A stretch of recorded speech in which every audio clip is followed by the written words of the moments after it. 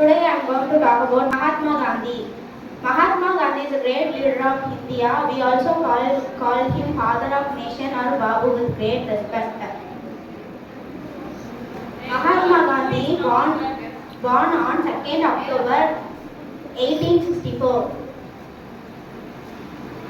His father's name was Karanchand Gandhi. His mother's name was Putlibai. His wife's name was Kasturba Gandhi. His mother's tongue was Gujarati.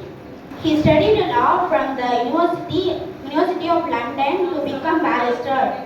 Gandhiji fought hard for civil rights in South Africa. This great leader of our country died on 30th January 1948. Thank you.